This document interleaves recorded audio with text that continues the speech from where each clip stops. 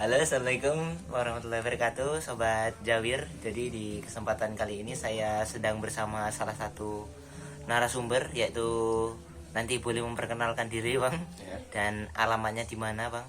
Lalu usianya juga boleh, Bang. Ya. Semuanya boleh dikenalkan, Bang. Tanpa berlama-lama, kita langsung masuk ke sesi wawancara. Ya. Oke. Ya, Boleh perkenalan diri, Bang. Perkenalkan, nama saya Diopuri Rengganis. Saya berumur 23 tahun, asal Curug, tepatnya Tunas Harapan, Jalan Lingkar Danau Boromane. Oke, masuk. Jadi kita masuk sesi yang pertama, Bang. Oke. Di sini kita mengapa Bang? Menginterview Ya, Bang wawancara. menginterview Bang Diopuri Rengganis ini karena beliau sebentar lagi akan melakukan kegiatan ekspedisi. Beliau akan melakukan pemberangkatan ke salah satu desa Konoha. Ya, benar-benar. Tepatnya di Jepang ya, Bang. Ya. Tanggal berapa besok, Bang? Tanggal 25. Tanggal 25. Tanggal 25. Jadi karena tadi posisinya siang tadi saya melakukan pembelian sepatu, tapi saya titip di rumah Bang Dio. Ya. Jadi sore ini kesempatan main lah sama beliau, dan kita sempat sharing-sharing juga tadi. nggak dilakukan apa, Bang, pemvideonya, Ya, Bang, kan? pemvideoan. Jadi di sini kita wawancara ulang biar lebih Organisasi. terorganisir gitu. Jadi Bang Diopuri Rengganis ini pergi ke Jepang ini karena apa, Bang? Motivasi terbesarnya, Bang. Boleh. Sebenarnya untuk motivasi sendiri ya, saya berpikir bahwa bagaimana saya harus keluar dari sulitnya perekonomian di Indonesia. Dengan ternyata sekedar gelar S1 itu tuh sangat-sangat tidak cukup ya. Kecuali kita punya kemampuan yang melebihi ya, dan juga kita tahu bahwa untuk melamar loker di Indonesia ataupun hal-hal yang lainnya itu ya perlu ilmu elemen yang sangat banyak gitu. Jadi Ya. backgroundnya kan abang kan kemarin S1, sempat S1. Sempat S1. S1 jurusan apa? Terus apakah itu membantu abang dalam proses belajar bahasa Jepang nanti? Oh, boleh ini ya. Sementara saya jelaskan sedikit backgroundnya. Boleh. Ya kita lanjut lagi tadi. Karena dari itu ya saya berinisiatif untuk pergi Jepang karena penghasilannya juga lumayan dan kesempatan jenjang karirnya juga dengan hasil yang bila kita bandingkan dengan Indonesia ya sangat-sangat jauh ya. Dan saya juga punya insight untuk dari orang lain dari itu juga. Ya, jadi saya beranikan diri untuk mengambil pekerjaan di Jepang. Dan untuk background bahasa Inggris sendiri saya S1 pendidikan bahasa Inggris. Ya.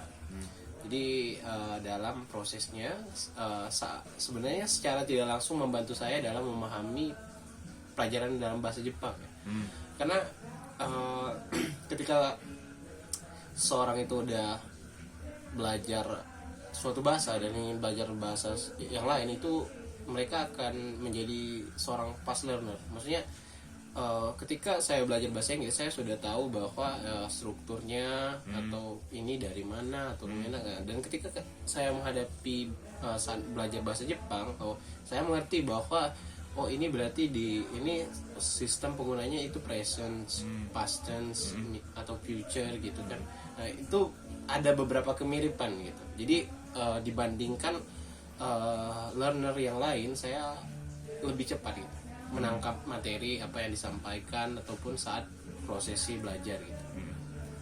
Nah, iya. Kalau boleh tahu, Bang, kalau untuk bahasa ya, Bang ya. Kan kita dari bahasa Inggris ke bahasa Jepang itu kan tentu kata Abang kan proses first learning ya. Yeah, first learning. Jadi lebih cepat ya. Itu kalau untuk Abang sendiri kemarin penguasaan bahasa Jepangnya itu berapa bulan ya, Bang?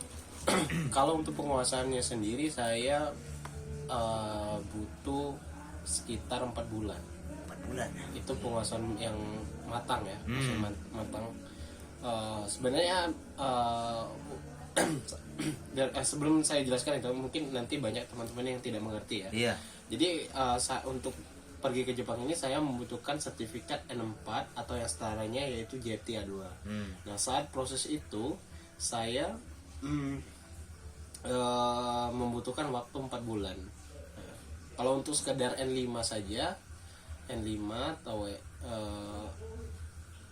N5 atau N4 itu biasanya N5 itu prosesnya bisa jangka waktu 1 bulan atau 2 bulan.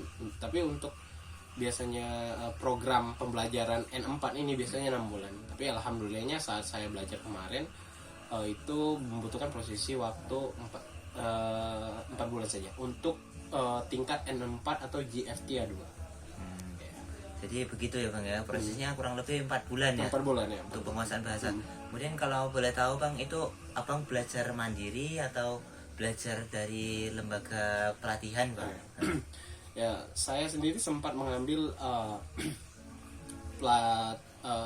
masuk ke LPK ya, mengambil magang dan itu prosesnya. Cuman dalam mungkin sekitaran 3 bulan saya belajar. 3 bulan. Nah, 3 bulan itu sebenarnya saya sudah jadi saya jelaskan dulu bahwa untuk sistem pembelajaran itu menggunakan 2 buku. Mina no Nihongo 1 dan Mina Nihongo 2. Jadi di buku Mina no Nihongo 1 ini biasanya saya kan magang nih. Karena di LPK itu ada 2 program, magang sama Tokutegino. Nah, karena saya magang itu biasanya sampai bab 10. Tapi saya tidak tahu ada beberapa perubahan ya, mengulang-ulang terus ya. Pertama ya nanti bakalan ikut wawancara nanti pas bab 10, saya pikirnya begitu kan. Tapi tidak, masih lanjut belajar. Pas lanjut belajar sampai bab 18, oh tidak, ternyata saya diturunkan lagi ke bab 1 lagi. Oh, dari situ saya sedikit kurang enak hati ya terhadap sistem belajarnya. Jadi saya sudah berada di bab 18 diturunkan, mengulang lagi kan. Itu bakal menguras waktu. Karena yang kita pikirkan adalah efisiensi kan, waktu. Terus ketika sampai bab 25, karena saya ngulang lagi dari bab 1 terus belajar lagi sampai bab 25, saya berhenti dari belajar di LPK. Saya mencoba untuk belajar di rumah dan ternyata ya saya pikir belajar di rumah kalau ketika kita punya keinginan yang kuat itu lebih efektif gitu. Ya, karena tidak semua orang yang bisa belajar di rumah ya. Kadang ada beberapa orang yang mungkin yang harus dituntun, misal harus dipaksa gitu. Karena kita sudah dewasa, sebenarnya kita bakal bertanggung jawab dengan apa yang kita lakukan sendiri kan. Jadi kalau kita malas ya bakalan lama prosesnya. Tapi kebetulan karena saat itu motivasi masih tinggi, jadi saya belajar dengan terus semangat. Jadi 3 bulan belajar di LPK itu dan sebulan belajar di rumah. Karena itu kan yang seperti yang saya jelaskan tadi, ada 2 buku kan. Mina no Nihongo itu 1 itu bab 1 sampai bab 25, bab Mina no Nihongo 2 bab 26 sampai 50. Nah, kalau saya sampai bab 42. Karena kalau untuk JLPT sendiri karena ujiannya berbeda dengan JLPT. Jadi untuk ujian di Jepang itu biasanya ada 2, JFT A2 sama JLPT. Ini setahu saya ya. Mungkin ada ujian-ujian lain, saya tidak tahu. Jadi untuk pekerja Tokutegino atau pekerja dengan keterampilan khusus ini harus lulus salah satunya JFT A2 atau sertifikat N4. Nah, ya saya memilih JFT A2 karena saat itu ujiannya bisa dilakukan sebulan sekali. Karena setiap bulan dia pasti buka. Sedangkan kalau JLPT itu 2 tahun sekali, setahun sekali itu 2 kali. Periode Juli sama Desember. Gitu. Jadi saya ngambil ujian JFT karena dia lebih available, lebih tersedia daripada JLPT harus nunggu bulan Juli dan Desember. Gitu. Kalau abang kan kemarin ngambilnya di Tokutegino ya. Apa? Tokutegino. Atau sorry. TG, disingkat TG. TG, sorry. Ujian TG kemarin di bulan berapa dan berapa kali Bang? Apa cuma sekali aja? Iya. Saya alhamdulillah sekali ujian langsung lulus ya. Dan untuk TG ini kan syaratnya tuh ada 2. sertifikat JFTA 2 sama SSW atau sertifikat keterampilan khusus. Nah, ini jadi saya ambil kemarin itu ngambil pertanian, perawatan lansia dan JFT ini. Nah, saya 2 kali ke Jakartanya kan. Oke. Kenapa 2 kali? Kemarin tuh dari pihak JFT-nya itu maksudnya tempat ujiannya masih sedikit. Saya cuma dapat kebagian ujian JFT saja.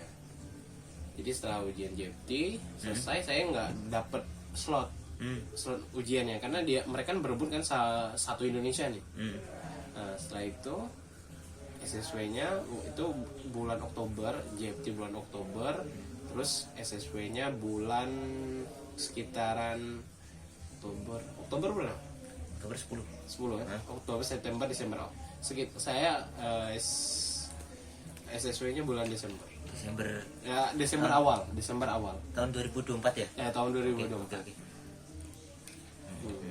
Alhamdulillah lancar gitu. Lancar tuh. Tuh selama ujian itu bentuk ujiannya gimana Bang? Apa soal atau praktek atau gimana Bang? Kalau boleh tahu. Kalau untuk ujian sendiri itu ujiannya berbentuk pilihan ganda. Pilihan ganda nggak ada esai, nggak ada, cuma sama seperti ujian nasional, dan ujiannya itu komputer based test, maksudnya ujian berbasis komputer. Jadi ketika masuk ruangan kita diarahkan, nanti diperiksa apakah kita punya contekan atau semacamnya apa enggak, dan setelah itu kita masuk ujian. Dan jumlah soalnya berapa? kalau untuk JFT 48 dengan KKM 80%. Kalau di UJFT itu ada